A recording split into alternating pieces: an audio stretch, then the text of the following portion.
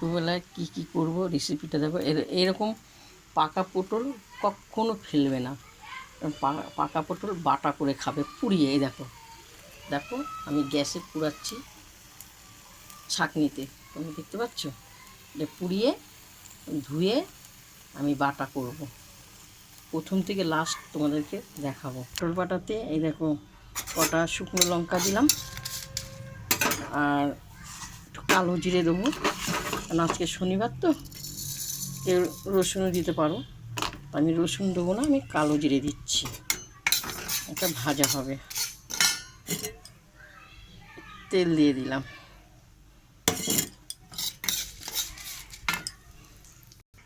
যে পটলগুলো আমি তোমাদেরকে পুড়িয়ে দেখিয়েছি দেখো, জল দিয়ে দিলাম, কারণ জল না দিলে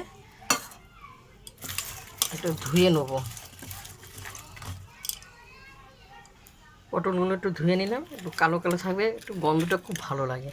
এরকম মিক্সচার মেশিনে দেবো, এটাতে রাখলাম। এটাকে ধনে পাতা দেবো। দেখো তোমরা না কে কীরকম জানো না, ধনে পাতা গুঁড়াগুলো দেবেন। গুঁড়াগুলো না ব্যাপক গন্ধ, সুগন্ধ খুব সুন্দর। পাতার থেকে ধনে পাতা গুঁড়াগুলো খুব সুন্দর গন্ধ।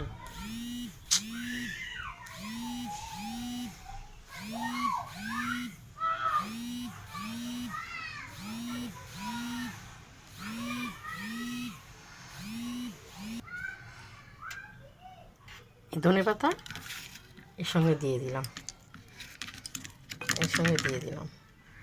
এই যে কালো জিরে, শুকনো লঙ্কা এর সঙ্গে দিয়ে দিলাম, সব একসঙ্গে দেওয়া হলো। দিয়ে মিক্সচার মেশিনে দেবো।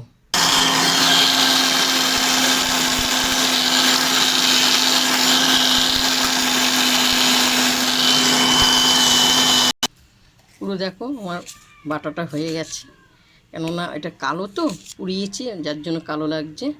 এই নুন দিয়ে দিলাম স্বাদ মতন। এরপর আমি কাঁচা তেল দিয়ে দিলাম স্বাদ মতন, দিয়ে এই দেখো আমি মাখছি। তোমরা খেয়ে দেখো, তোমরা একবার খেয়ে দেখো, এরকম ফেলবে না তোমরা। এরকম করে মেখে এরকম পাকা পটল একদম পুরো দেখেছো কেমন হয়েছে, ফেলবে না তোমরা। তোমাদের প্রথম থেকে লাস্ট তোমাদের রেসিপিটা দেখিয়েছি। তোমাদের যদি ভালো লাগে আমাকে লাইক দিও, আর কমেন্ট করো, আর শেয়ার করো।